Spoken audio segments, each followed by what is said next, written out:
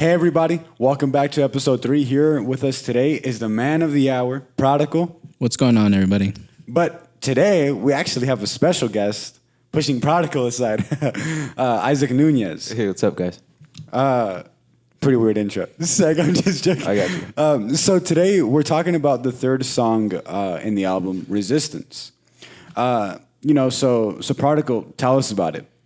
Where did the song come from? Yeah, so I started writing Resistance after the trial that I was going through really came up and, popped up in my face, basically. It started something small, like with doubts and with those types of things, all the types of thoughts that come along with doubt. And then, in the beginning, I was ignoring those thoughts and I was ignoring the way I was feeling. And, I thought if I just pushed it away, then it's going to go away. But then I started realizing, after time that those feelings started growing and growing and growing. And, I believe that this can be with anything that you're feeling, like not just with doubts, but like maybe I don't know, like if you feel low about yourself, like if you don't think highly of yourself, thoughts like that, like if you push them aside, they start growing and growing, and they definitely get to the point where it's just like a huge obstacle in your way. And yeah, that's what happened to me, and that's why I started writing this song. Yeah, and I think it's similar to like water piling up at a dam. Obviously, the dam is meant to protect the water, but eventually there can be like so much water when like let's say, for example, obviously the dam won't break, but let's say the dam starts like cracking, right? And those cracks start representing those doubts and those fears. They're entering. Yeah. And we're letting them in, and it's at that point where the dam starts to kind of break and crack, and then the water starts just start beginning to leak and crash through. And I think that's actually a pretty similar analogy, right? Yeah, and exactly, the cracks is obviously happening on the inside, like in your heart and stuff. Yeah. So let's go on with that very first couple lines in the song, because that's actually exactly what we're talking about right now. When you say the waves came, they crushing me down. I don't know if those two lines are the only ones that kind of go along, or the next few lines go along with it. I don't know. Well, I think those two for sure. Like I said, it's just the more you push it down, the bigger it gets. And for me, like I said, it was just like this giant pressure that started building up, like a wave. When a wave comes crashing down, it if it's strong enough, it breaks everything in its path, because it's so powerful. Mm-hmm. And that's why I used that analogy, because that's what it felt like to me, that it was just so much pressure, and like my whole life came crashing down because of my feelings. Yeah.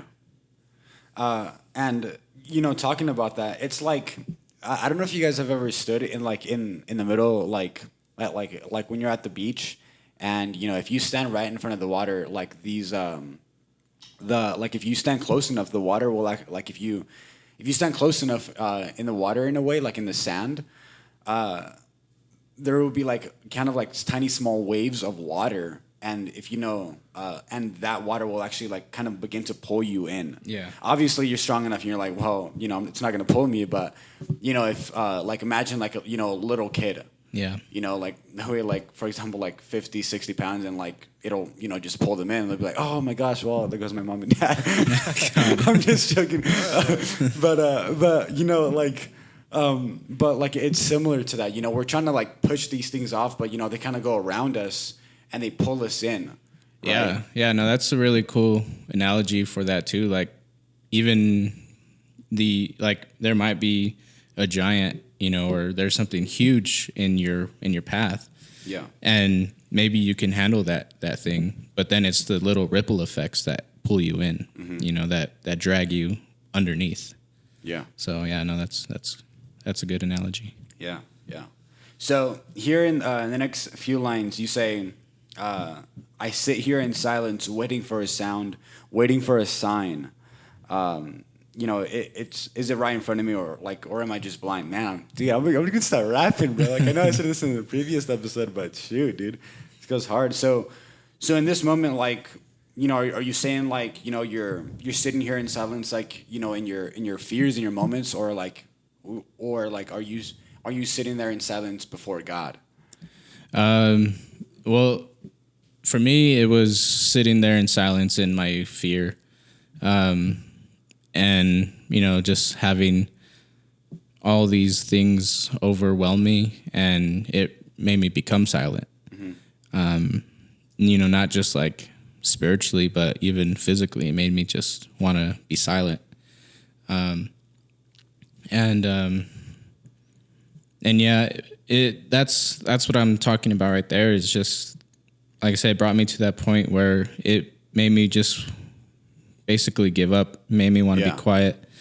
And for me, it was like, is this real, or is there a way out and I'm just too blind to see it? But if that's the case, all I see is darkness around me, though. Like I feel surrounded by this darkness. Yeah. Yeah. And right after that, you say, don't know, but I'm feeling crushed.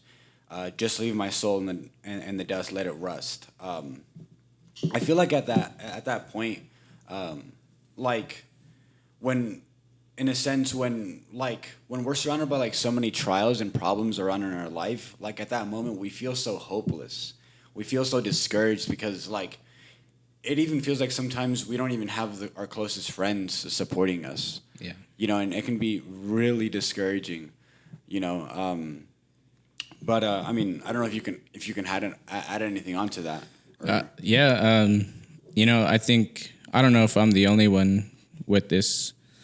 I don't want to call it an issue, but if I'm the only one who goes through this, where when I'm really feeling down and everything, like I try to pretend like I'm not going through it. And, I'm kind of scared to show the people around me how I'm really feeling, because I'm scared of like how they're going to view me, or, maybe even judge me and stuff like that. And for me, yeah, that's what it is. Like I was just basically saying, you know what, I give up. God, I just want you to leave, stop fighting for me, because I'm not worth it. That's how I felt. Yeah. Yeah. And I feel like a lot of us, I mean, I don't know, Isaac, if you can relate, but like, I feel like a lot of us have really been at that moment, when we're so caught down in that moment. No, yeah, I was just about to say that. I was just waiting for Rudy because I just wanted to see what he was going to add to that. But like Rudy, something that I do struggle with is that I bottle everything up and I just try to push it down and just hide it, because I don't like when people see me as like, or like, I don't know how to explain it, but like I just don't want people to think, or like Rudy, kind of like judge me, like they see you weak as well. Yeah, exactly. I don't want to see them weak, so I just want to put on a fake face in a sense and look tough, look okay, So I know exactly what Rudy's talking about. Mm-hmm. Yeah. Oh, hold up. I'm pulling out my notes really quick. Sorry, guys, we're not that professional. Yeah. We're trying though. So here in this next part, and it really caught my attention just now, and even before. But you say, God, I know that I can't give up, but I'm looking at the road and it's gonna be tough. Plus, I'm just checking. I might even just on my own EP after this, bro. After this, it's like I hear like 300 grand on it for some reason, somehow. But so when you say like, that I, God, I know, like I just can't give up. Like I feel like at that point, like like you can even say our flesh. You know, like it really it pulls us down and it says, look, you can't do it. You know, you're hopeless.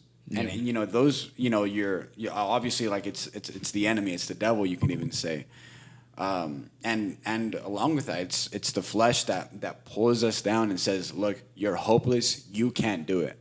But to add on to that, I feel like I feel like another thing that holds us is honestly like God's Spirit, the Holy Spirit Himself, and He encourages us. It's like a little whisper, like in in this deep black hole that says you can do it, you can do it, like in in the midst of all that. And that's when I write my songs, they're pretty complex the way I write them. It might not seem like that on the surface, but like deep, like under the surface, what it means is. It's definitely deeper, and like I know it kind of sounds a little weird. Like I said, I felt like giving up, but then I write on there, I know that I can't give up, and the reason why I did that is, because for those who don't know, like I wasn't born into like Christianity or I didn't know God my whole life and everything like that. I'm pretty fresh in it, you could say. But to me, like that's kind of my advantage because I know what it feels like to be lost in the world. Mm-hmm. And that's why I say I know that I can't give up because I've been there. I've been there, done that. I know that there's nothing for me out there. And no matter how hard, these trials are, I just keep trying to remind myself that this is going to be worth it. As hard as it is, at the end of it, it's going to be worth it because, there's nothing to go back to. There really isn't. Yeah, yeah. That's so true. So true. So right after you said afraid. Now, I want to say this word because afraid actually isn't a word. So what do you mean? I'm just joking.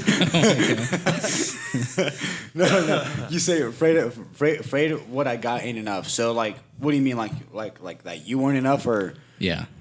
That's what I meant right there. It's like your faith. My faith and just I also have that issue as well where I know that this isn't based off of my works, but it's like. When I'm in the middle of my trials, it still feels like it has to be what I can do, to get out of that trial. And so that's what I talk about. Like, well, I know that I'm not enough. Like my works aren't enough. So yeah, that's what I mean right there. Yeah. And I feel like sometimes like the enemy and even our flesh can even just lie to us and just say, hey, what you're doing for God isn't enough right now. Yeah. You need to be doing more, and it'll throw lies at us. It'll really get thoughts into our head.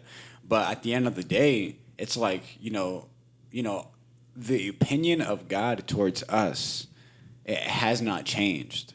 Like from the beginning of time, it seriously has not changed. It's been the same. Like God created us in the beginning. God created us before we were even born, and He says, look, I love you. I love you from even before I created you in your mother's womb. And His opinion towards us has not changed. Man, I don't know if you guys can hear that notification, but sorry for that. And it's so amazing because God gives us that reassurance that He's not going to give up on us, that His opinion towards us is never going to change. And it'll never change. Like if we mess up, and we don't pray like at 3 a.m. in the morning because, we miss our prayer because God woke us up.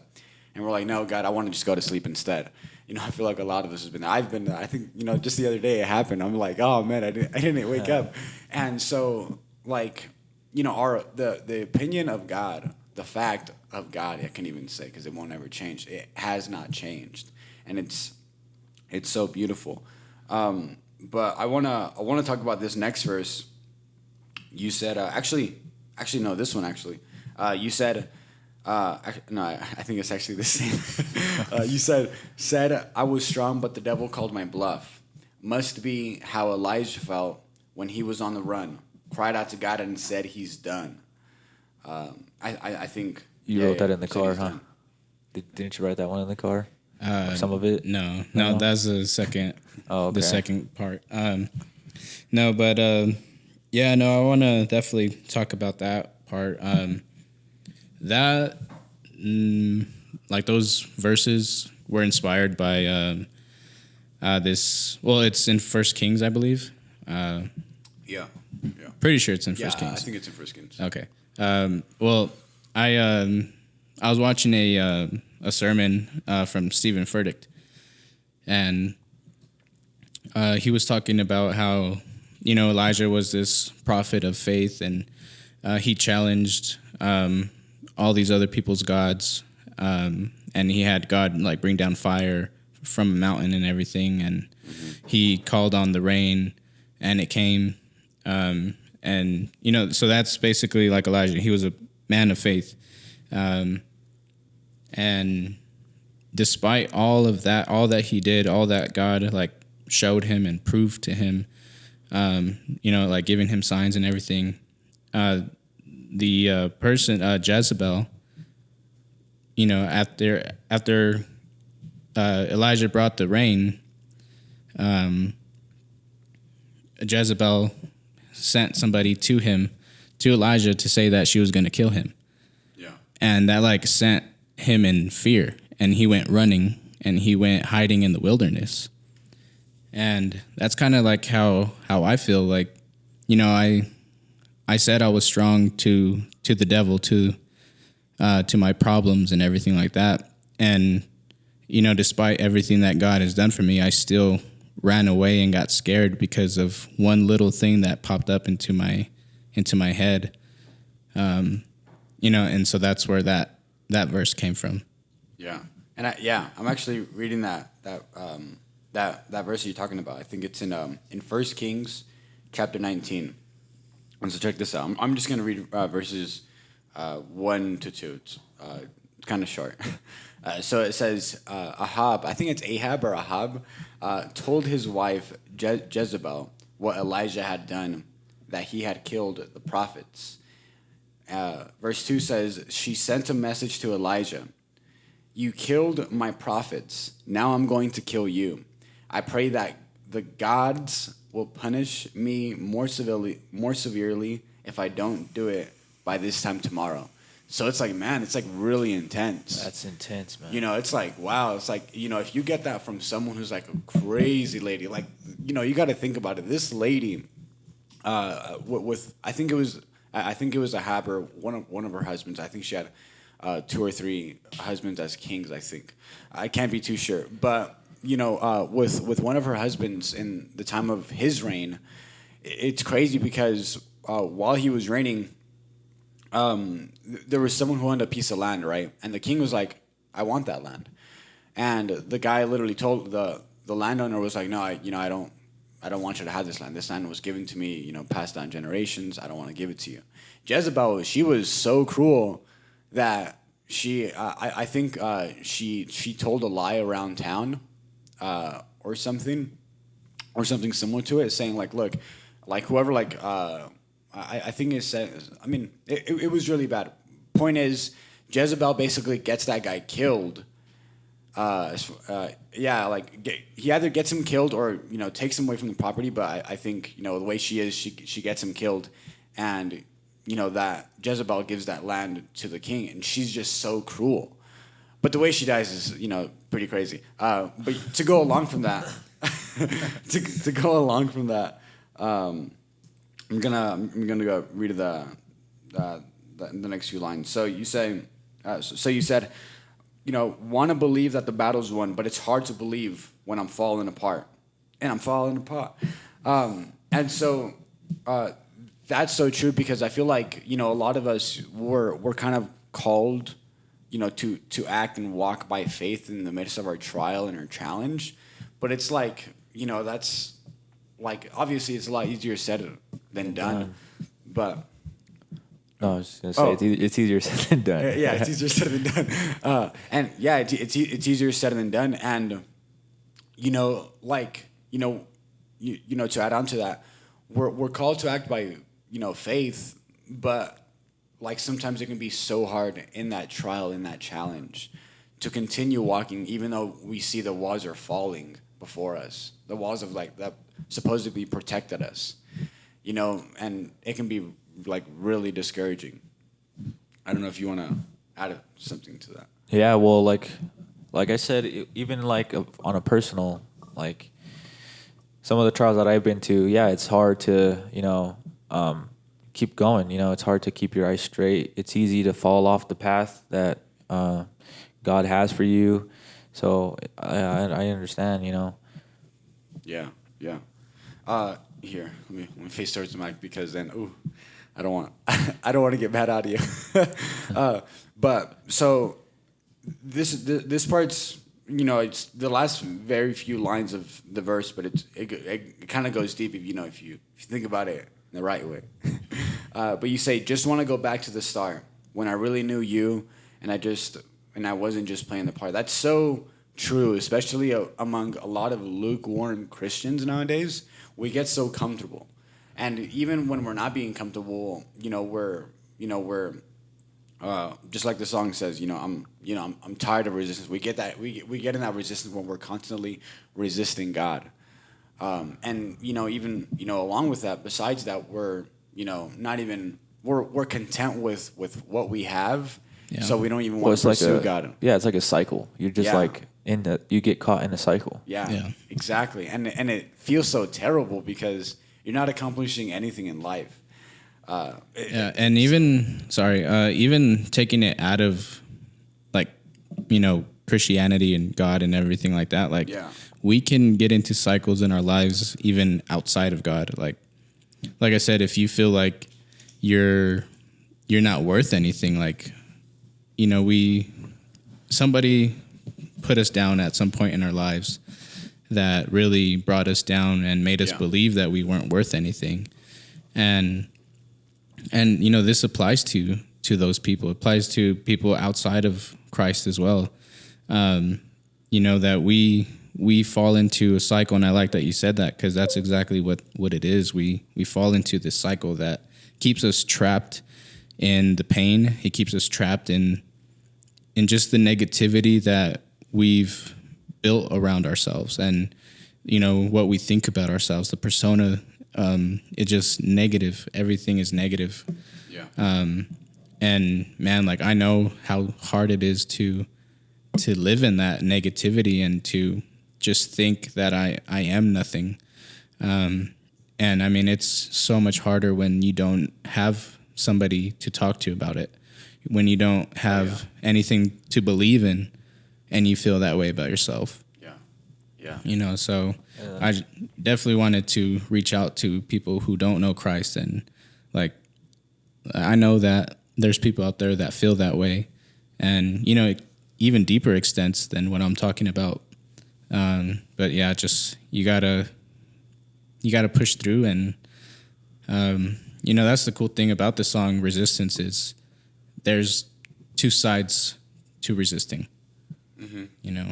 You can either let the resistance pull you in, or you can, fight the resistance to break free from those chains that are holding us.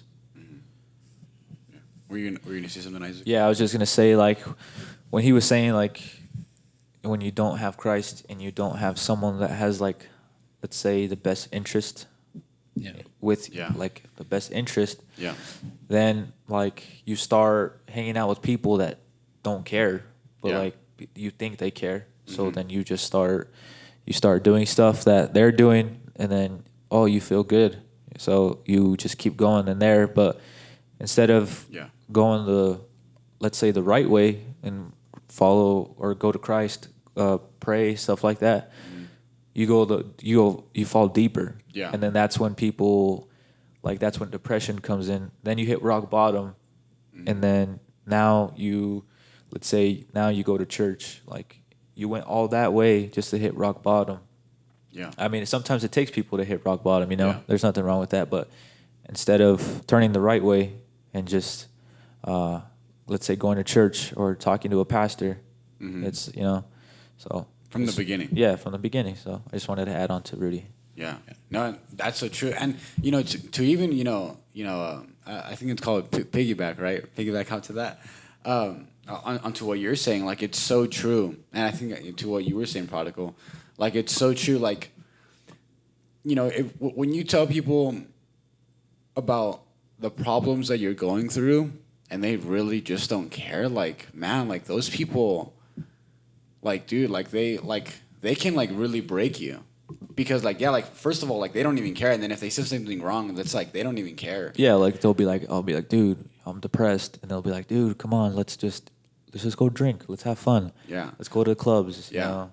So it's like that doesn't lead anywhere. Yeah, those people don't have the best interest in you. So yeah, it's like you guys. It's like he knows it's not good because he's gonna wake up tomorrow morning at 5 a.m. feeling like crap. Yeah. And it kind of leads you nowhere. But to kind of further deeper on that, I feel like it's so important and crucial to hang out with people who care about you, who have the best interest for you, because man, dude, like that can really go a long way. Like the little things. Yeah, it's all the small things. Yeah, if you're not careful, it can really like in a sense confirm what you feel about yourself. Yeah, and it's just not true. But who you hang around with, like if you're not careful, like Isaac was saying, you're telling them you're depressed and they just brush it off. Like that just confirms the way you feel about yourself, and man, that's dangerous. Because then when they're like, yeah, well, it's okay, man. It's just what you're feeling today. But then you're like really in trouble. Yeah. You need actual help, and then you're like, man, what if I am just like worth nothing? And then that's when thoughts start coming in, and it just leads from worst to worst. Yeah, and it's a rabbit hole, and shoot, I mean, until you hit rock bottom, I mean, there's only two ways to go from there. I mean, you stay there, or you go up. Yeah. But to go along onto the next part, and this is why we have our special guest today. Sorry that spiked. Isaac Nunez. So this next part, Isaac, you sang. Oh. I mean, I'm talking into the mic. Oh, yeah. So, sorry, you guys. So this next part, Isaac, you sang, and you said, I'm tired of resistance, feeling so high and low in the distance, right? God, what am I missing? Really thought. It's in feeling so high and low in an instant. Oh, I'm sorry. It's my eyes. I gotta go get my eyes checked. Really thought this would be different. Then you repeat this thing. So you said you really had something to say on this. Yeah. So I was texting Rudy last night, and after we started, we texted here and there, and then I went to go like think about like, hey, so what is like? I really asked myself, what does this song or like these words really mean to me? So when I'm tired of resisting, one point is that like I'm tired, like what Rudy was saying earlier, like you want that resistance, like you got to keep fighting through it, and like it's hard to fight through the resistance, but when you fight through it, there's a reward waiting for you, and God will. I don't know how to say it. God will reward you. Yeah. So, yeah, that's what I was telling you guys earlier. So, yeah. By the way, this was your first time singing, man. Like, how did you feel about that? Yeah, dude. Yeah, bro. No, well, I don't sing, man. I just want to say really quick, this guy is a drummer at our church. I mean, as far as I know, he's never sang. This is like we're talking no talent. No, just joking. Literally, no talent. I mean, talent just came. No, man. I was telling Rudy, I'm like, dude, I'm just a shower singer. I'm not gonna sing on I'm not gonna ruin your song. So they made me do it. So I'm glad they did, because then hopefully this will open doors. So yeah, I don't. Yeah, but, and it really shows an opportunity that like you don't have to be born with a gift. Shoot, man, you just gotta have passion when you do it. Yeah, and it really is like with passion, because kind of a little backstory to it. Like, so I rewrote the whole second half of the song the day I went to go, or Isaac and I went to go record it. I told him to drive my car and everything so I could. I wanted to drive the car anyway, but I had him, or he drove because he insisted, so that I could really, focus on rewriting and everything.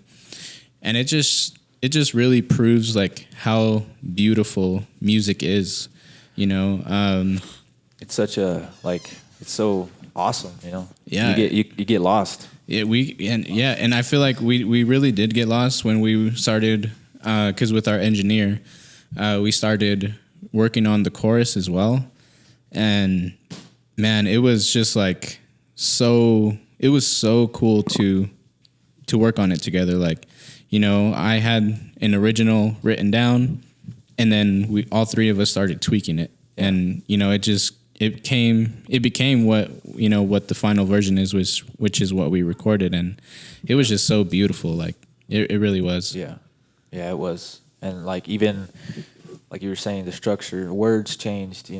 The way I sang changed. It's awesome being in a room that it's just, I don't know, man. I love music. Obviously, I'm a drummer, so it's just so awesome to be at a place that's just specifically for music. Yeah. So. Yeah.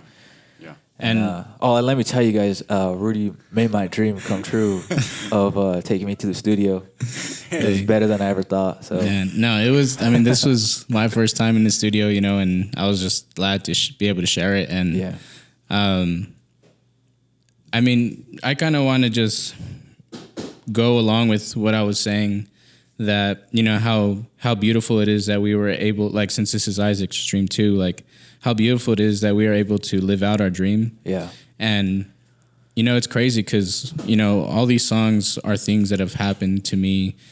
From what you're hearing, we've gone through similar things, but like sticking with the process that God has for us leads to beauty. Yeah. There's trials, there's hardship, but that's there to help build us and make us stronger.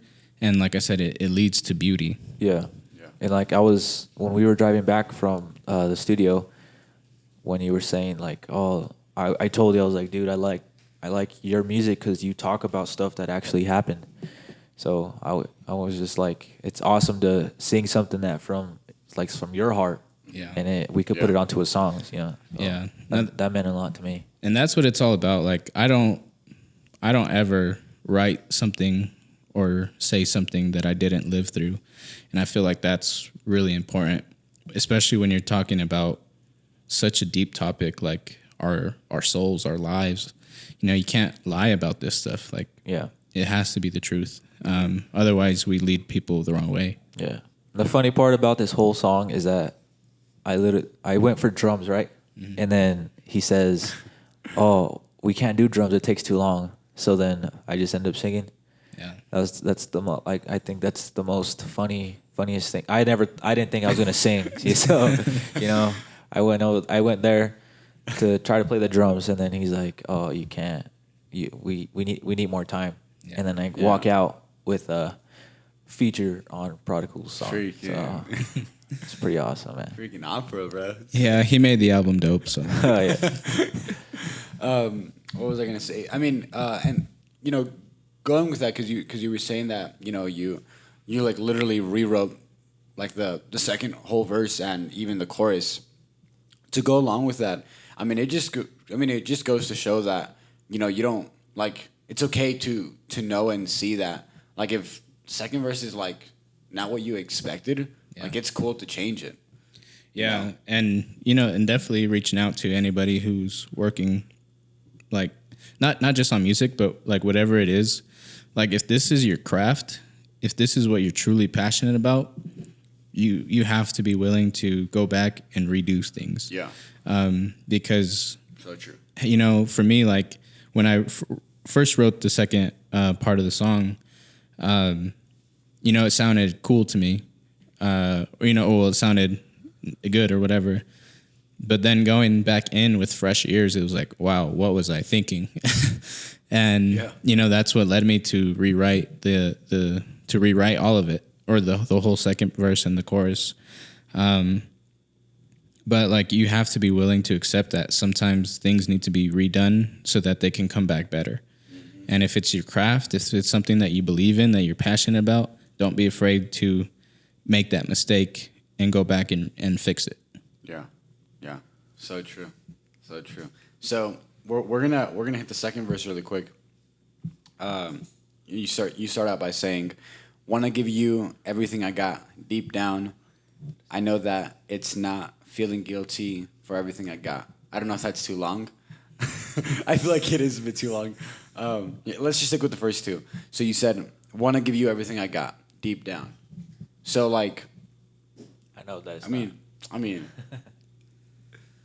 I guess that's pretty self-explanatory because we wanna give our God like everything that we have, our time, our everything, our life. Yeah. So everything deep down, like our deepest secrets, are the treasures that we hold that we don't even tell our closest friends. Giving God everything, because He's a friend that won't ever leave us and He won't ever judge us or, etc. All the good above. Yeah. Yeah. Exactly. It's self-explanatory. I know that I say to myself, that I'm doing enough, but like, and that's what the resistance is for me. Even today, like, just because I recorded this and everything, and we're talking about it, like, I'm not done with resistance. I feel like that's something that might, I don't know this for sure, but this like might be something that, I struggle with for as long as I'm alive. Like, there's always going to be that constant battle of my flesh wanting to resist the things that, God has set before me. Mm-hmm. And yeah, so that's that part that when I say deep down, I know that it's not, that's that the flesh that's still resisting. Mm-hmm. Yeah. And, I'm gonna take a couple steps back, then a few steps forward really quick. So the album is called obviously The Resistance, and then this song is called not The Resistance, just Resistance itself. Because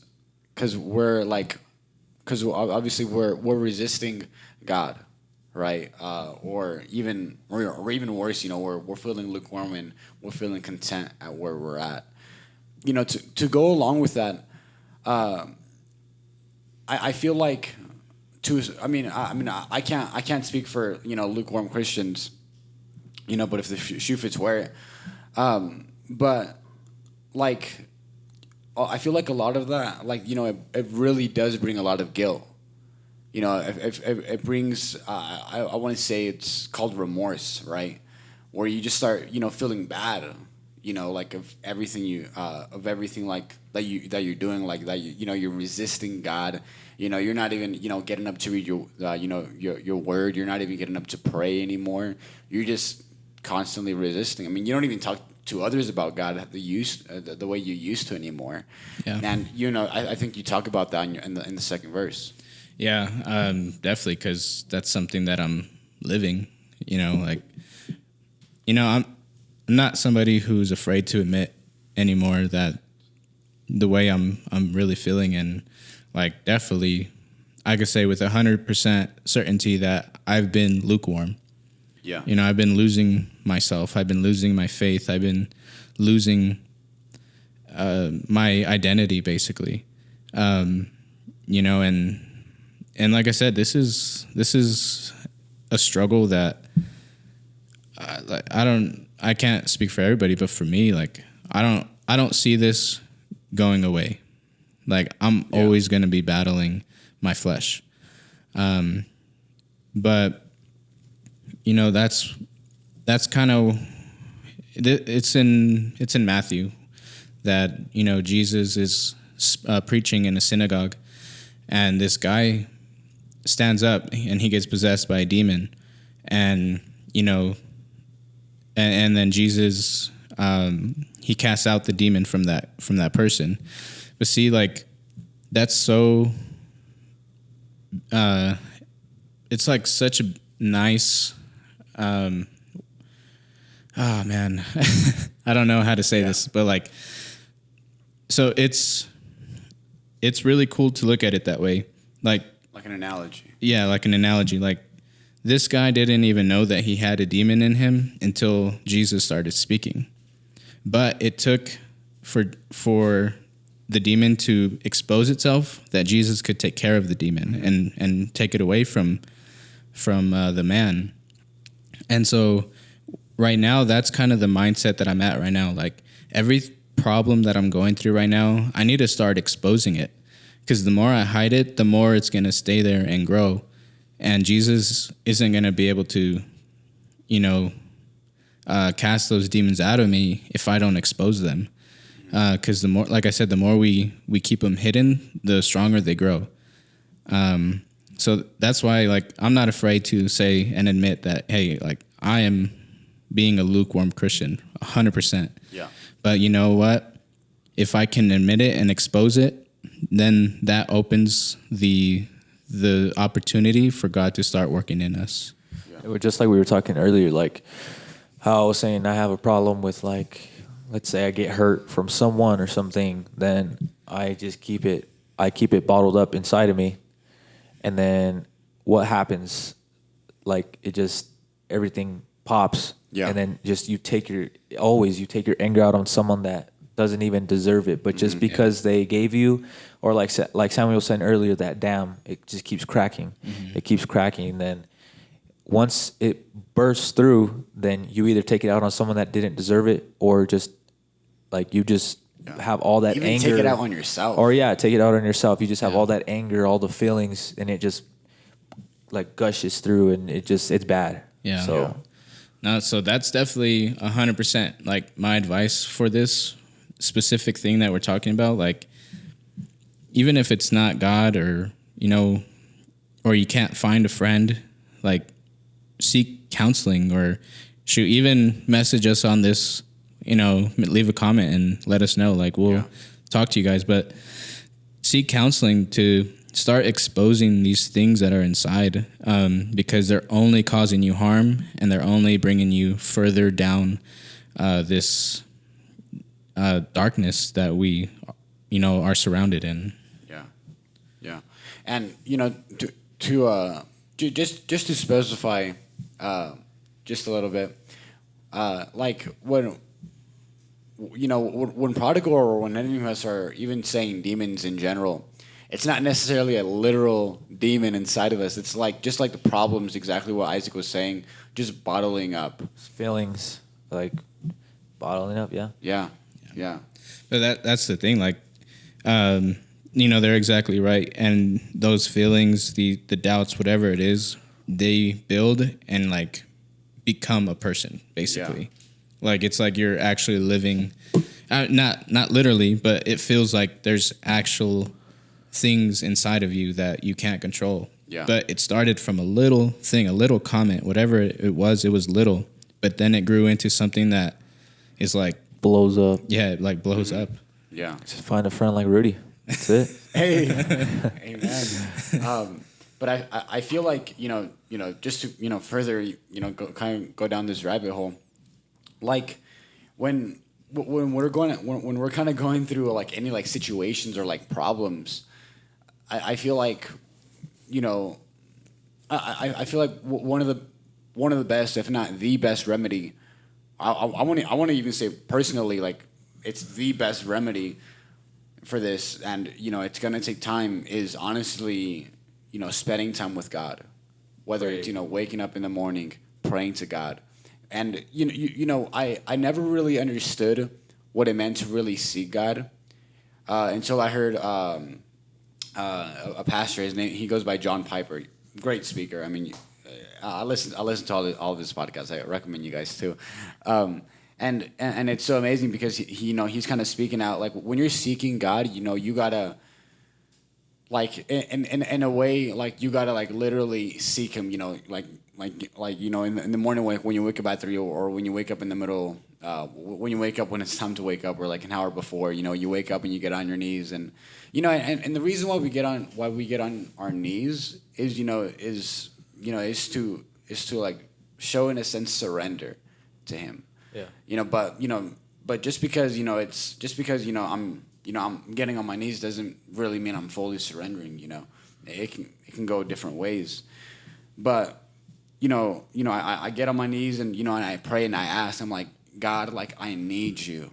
I need you today. I seek you. I want you today. Well, yeah, just like the song from Hillsong, I Surrender. They say all that. I want to know you more. Yeah, exactly. We surrender. We want to know you. Mm-hmm. We want to, we want to encounter you in every way possible. Yeah, so. exactly. And I feel like, supernaturally, because, it really isn't natural. I'm not going to, sit here and tell you like it's, somehow, you're going to see the pieces, working and it's going to go like right perfect right before you. But it's really not like that. Like it like supernaturally like is so amazing. And at the end, it builds you and it makes you a stronger person. Yeah.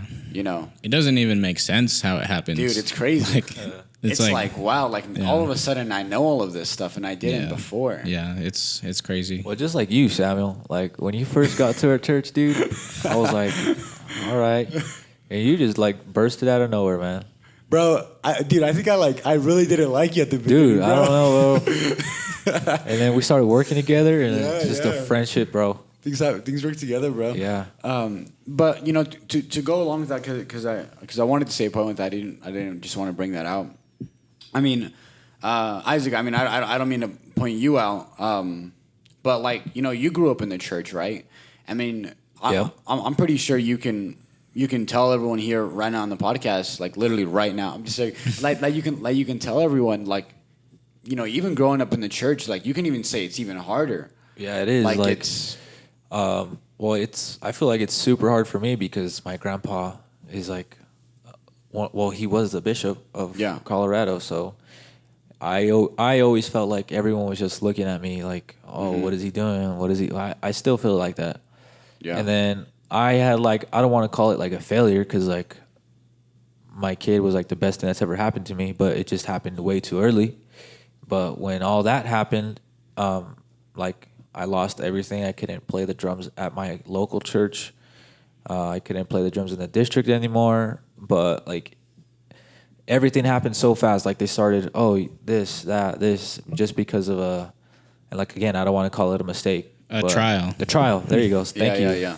Yeah. So I was going through that trial, and man, it's harder because your grandpa's a bishop, and everyone watches you. They want to see what you're doing all the time, And like, I don't know. It's just, it is harder when you grow up in church because like another thing is like, you want to experience what that's like. You see, I used to have friends that would go to parties after like high school games, and you think in your head, I wonder what that'd be like, Yeah. What if I go for a little bit and stuff like that. So, but yeah, it's a lot harder for sure. Yeah. And I kind of want to talk on that too, because I feel like being, a grandson of a bishop and everything, like it like creates pressure for you. I think, and I feel like sometimes like that's like unnecessary pressure. Yeah, that like there's like a standard on you, but I feel like that's wrong. That's what I kind of felt too with like. People were making me seem like that I had a standard, and just because I had a kid early, they just totally, you're not meeting this standard, so now you're a failure, Yeah, and like I truly believe that that's not right, because the only standard that we should be looking at is God's standard. Yeah, and you know what? We all fall short of it, so that means that we are all equal. Yeah, because none of us will ever reach God's standard. Yeah. So I definitely, if there's anybody out there that has gone through something like this, like, like just wanting to say, like, let go of that pressure, because, we're not perfect. We can't keep you, or people can't keep you at a standard, because that's just not right. Yeah, and that's what I did too. And like my grandpa told me, just don't let everybody bother you. Just focus on being a dad. Yeah. So I have been, and now. I mean, I'm not held up to that standard anymore. Now I'm just. Now it's just your relationship with Christ. Yeah, It's Yeah. not about what other people think of you. Exactly. Yeah. So like I said, I just focused on being the best dad I can be and offer what I can be. Yeah. And No, that's Yeah. now awesome, man. yeah, it's good. Yeah, it's amazing. And to tag along off of that, like, throughout like life, like we're all gonna really make a lot of bad decisions. Sometimes they're even worse than others. Yeah. I mean, they can really go down a really deep hole, and it's amazing because throughout all of this, God still shows His love, His mercy, and He never crosses His arm. He crosses His arms against you and says, "You know what? I'm done with you. Like you've failed time and time and time and time and time again and time. I'm done with you." Yeah. You never find God saying that. If anything, you feel you hear God saying, you can even say the exact opposite. It's like, here's another opportunity. I'm here. I'm knocking at your door. Like, I'm here, Here you go. and Yeah. I'm never gonna give up on you. Like, despite what everyone says, who cares about what they say? I Yeah. love you. And I heard I forgot who I heard it from, but I was listening to a radio station called the New Air One, and they have pastors giving like quick, Like little sermon. yeah, sermon bits. like quick 30-second, 60-second bits, and I heard him say, if you hear a voice in your head saying that you failed, or that I'm done with you, or whatever, anything along those lines, it's not God. Yeah. It's not God talking to you. Because God doesn't destroy; He builds. Exactly. Yeah. Yeah, no, that's so true. And even when we're going around and we're causing hurt in people, to the people even closest to us, or we're causing hurt in them, and even to a certain extent, in a way, we're even hurting Christ, because the Apostle Paul put it this way: when we're like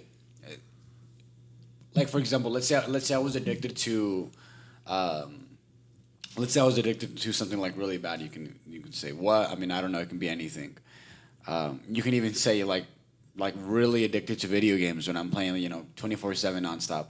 Freaking Fortnite. Because it's real. Like there's all types of addictions.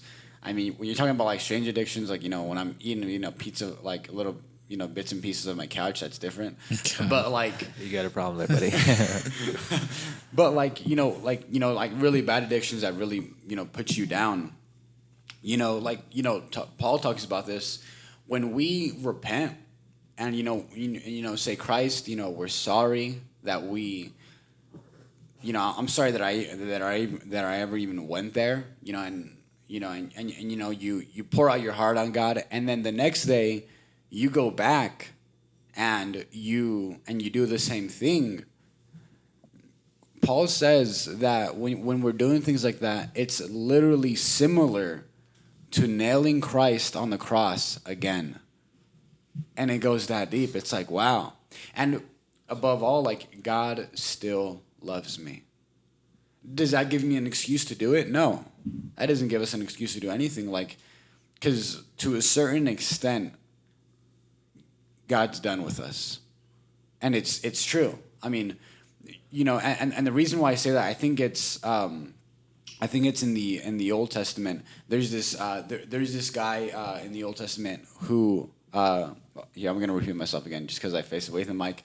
There's this guy in the Old Testament, and I can't tell you what exactly his name is, but he does something, and when he tries to repent, he can't anymore, because his heart is so hard that when he tries to repent, he's like lying to God, and he can't even repent anymore.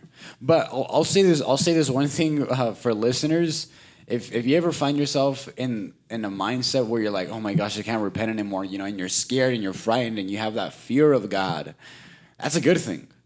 That shows you that you still fear God and that you can repent still. That's a good thing. I don't know if you wanted to add on to that, Prodigal. Well, I mean, yeah, you know, there's gonna come a day where it's too late. But as long as we have breath, and that's actually a verse in the next podcast, hope. Hey. But as long as we have breath, there is hope still. Mm-hmm. You know, there's hope Amen. to repent. There's hope that our lives can get better. You know, that we can truly walk away from these addictions, that we can learn to overcome, you know, all the battles that we face. But as of right now, God isn't done with us. Yeah. And he's not going to be done with us until he comes, you know, like who knows when that is, but you know what, like I said, as long as there's breath, there's hope. Yeah. So that's what you gotta live in. You gotta live in that hope, and it's like anything really. Like if you make a mistake, let's say at work or whatever it is, like, you know, we gotta start learning from our mistakes, so that we don't keep doing the same mistake over and over. You know, and it's in that sense that when we make mistakes with Christ, we learn from them. We don't beat ourselves up, and we don't stay in our self-pity. You know, we got to realize that we made that mistake, admit it, and then learn from it and grow from it. Yeah. Yeah, and we can't walk away from the problem. We got to face it. Yeah. Because the devil's always going to be, you know, you even said it yourself, lurking. Yeah. The devil's always going to be going around pointing fingers saying, "Hey, you know, you did this, you know, like look at what you're doing. You think you're worthy now before God?" I'll respond and be like, "Bro, I never was worthy." Yeah. Bro, he just loves me for who I am. Yeah. And when we're at that time when we just want to be done with everything, you know, like there's certain points of our life where we really wish we can go back. Yeah. Where we really wish we were just in a totally different situation, and like we just wish everything could change. And it's, I mean, Isaac, I don't know if you wanna add on anything onto that. I think you said it all right there, dude. Okay, man. And like I mean, you know, I'm gonna even add on to what I'm saying. Like you know, like there's certain points in our life where we really do feel like we're different people, because you know we feel like we're filled with like so much like disgustingness, you can say. Like we feel like, so you can even say impure, and we just feel so disgusting. We're just like, oh man, like this is who I am, this is who I've become. You know, I wish I can go back. And you know, like it's amazing because, you know, God tells us like to not look onto the past, to look forward to what's ahead of us. Yeah. You know, I don't know if you wanted to say something on that. No, I was just gonna agree with you that, like, when people, even people, like, they look in the mirror, they don't like what they see. Like, you just feel, you just like, oh man, I don't like it, you know. Yeah. So I know. Yeah, and it's amazing because, you know, like I think Jeremiah chapter 29 verse 11. I know the verse perfectly, but I mean I know the number verse perfectly, but I can't tell you the verse perfectly, because it says, you know, for I know the plans I have for you, plans to prosper and not destroy, plans to give you hope and a future. And that's so important to remember, because the devil will constantly be throwing thoughts. Your mind will constantly be throwing thoughts saying, hey, look, you're a mess up.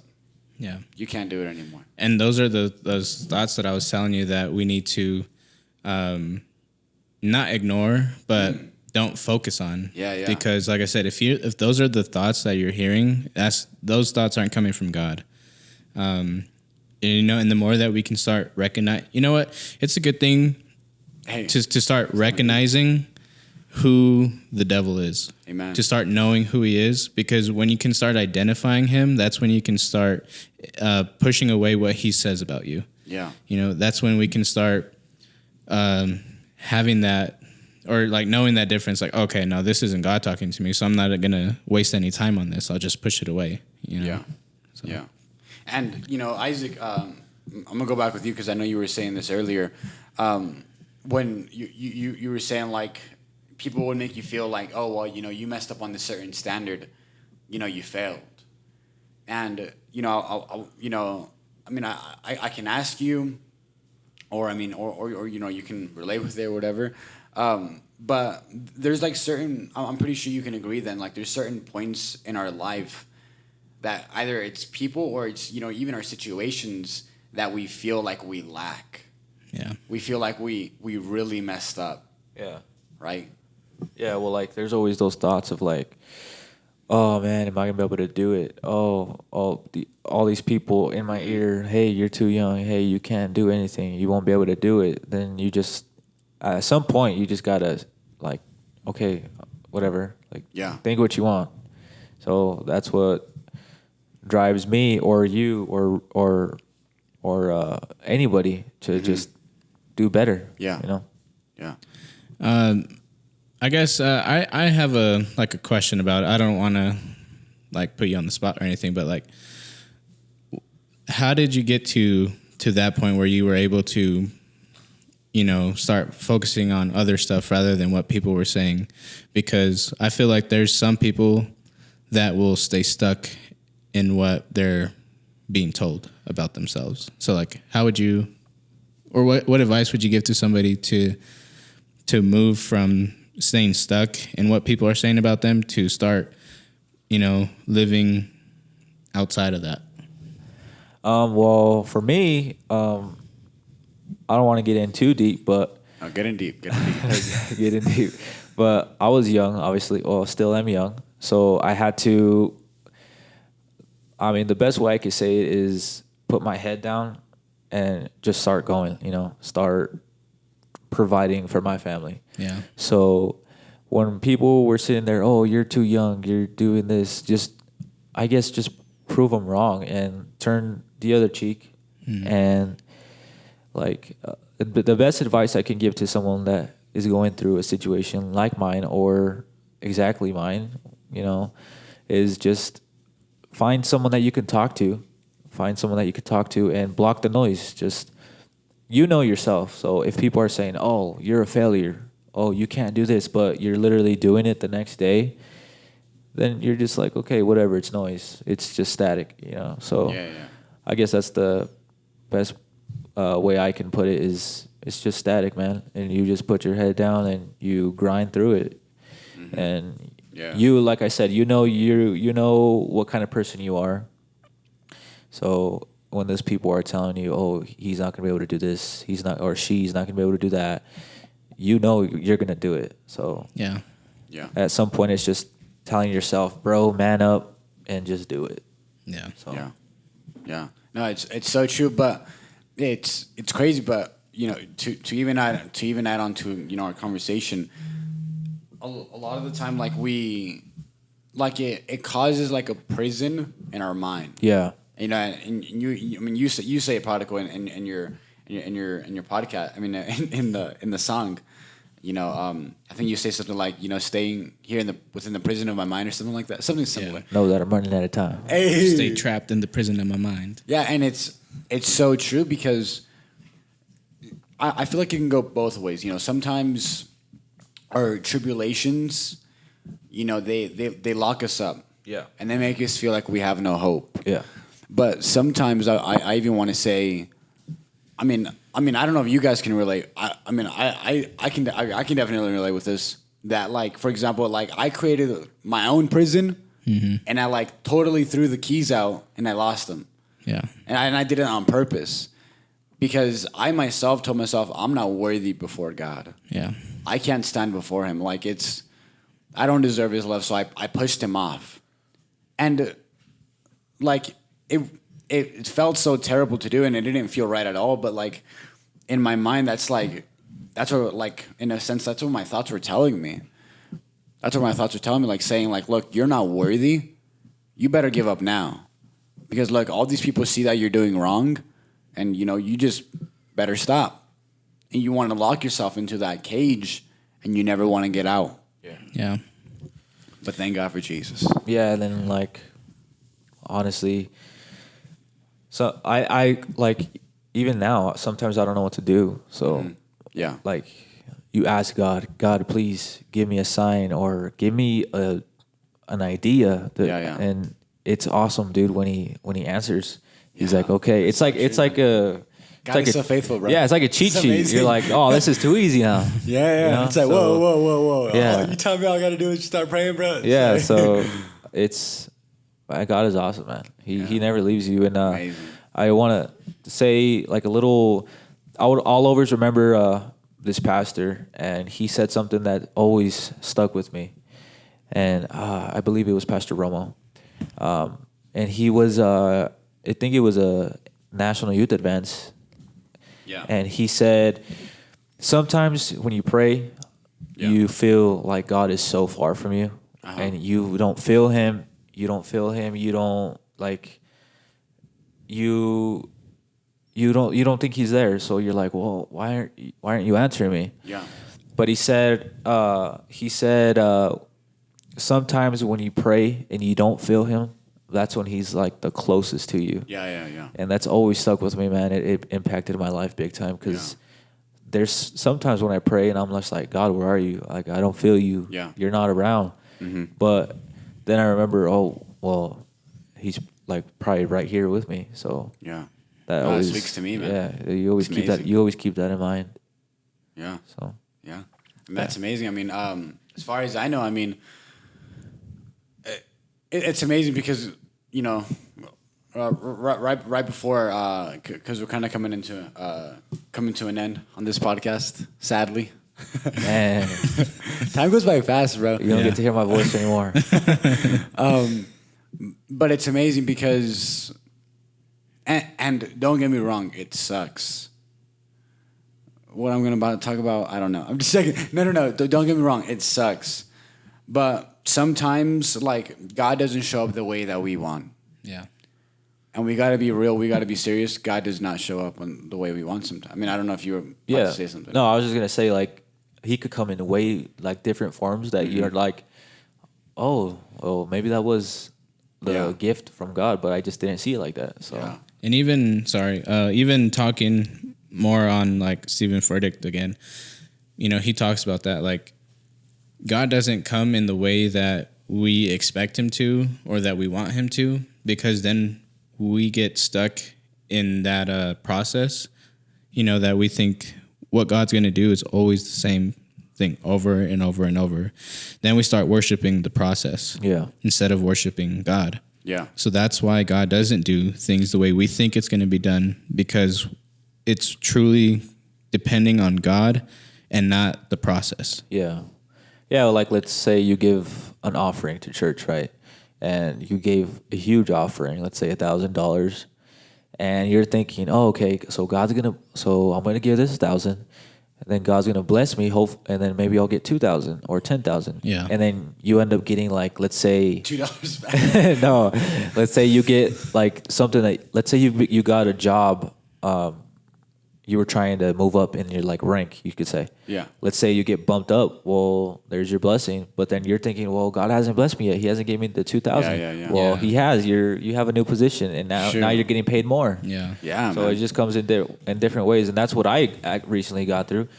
You know. Shoot, amen. Yeah, That's awesome, man. Congrats. Yeah, it's well, I got a raise at work, so God comes in different ways, His gifts. Yeah. So It's all about your perspective and being receptive to God. Like, if you're praying to God, you got to be willing to be open to any possibility that He can bless you, and not just like, if it's not those $2,000 that I'm going to get, then it's not from God. Yeah. Like, we can't think like that. for sure.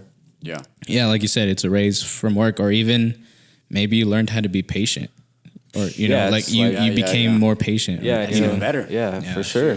Yeah, He, like I'm just trying to say, He just comes in different ways that you don't expect, or that maybe you do expect. But Yeah. He like how we were saying, God always has the best interest for you. He's not that friend that tells you to brush it off and you go do something else. He'll keep you on the path as long as you let him. Yeah. And he's gonna work with you through it. You know? Definitely. Like, he's not gonna be like, okay, this is what you gotta do, bro. Just run straight by yourself. Yeah, like no, he walks with you through it. Yeah, and you know, I wanna add this too, because you know, lately I've kind of been going through it, and I feel like God's kind of been speaking on me with this, but like, you know, God won't ever, you know, point fingers at you, and I think I said this earlier, but God won't ever point fingers at you. He won't ever just correct you and say you're not supposed to do that. He'll tell you, look, you're not supposed to do this, but I'm gonna show you what you're supposed to do. I'm gonna walk with you. I'm gonna show you how exactly. Yeah. He's wisdom, bro. Yeah. But yeah, man, God always shows up in time, and it's so Never amazing. fails. Amen. Yeah. And why are you doing that? Just checking. But yeah, I believe this wraps. I mean, this wraps up this episode 3 on this podcast. I don't know if you want to have any final words, Prodigal or Isaac. I just want to tell Rudy thank you for giving me this opportunity to hopefully start something new, and thank you. Yeah, no, of course, man. You know, we are the new generation, you could say, the young generation. You know, it's important for us to start speaking up, because there's people all around us that really are going through it, man, and they don't know what to do. Yeah. You know, we gotta start being that light that God called us to be. Yeah. And maybe An example. this album or this song spoke to somebody, changed their life. I hope that it did. Yep. Yeah. But yeah, everybody, this wraps up episode 3. If you haven't if you haven't already, go check out episode 1 and episode 2. And episode 2, in the previous episode, we kind of, you know, the name of that song is "Wanna Understand." You know, and you know, long story short, we're talking about, you know, hope, wanting to understand in the middle of the situation, in the middle of all the trials that are going on, because shoot, man, life gets crazy sometimes. Yeah. Definitely. But yeah, the next episode that we're going to be talking about is hope. Looking forward to that. Song's awesome too. And stick to it, you guys. Tune in, and it'll be out by next week. But yeah, All right, thanks, guys. See you guys. God bless everybody. God bless.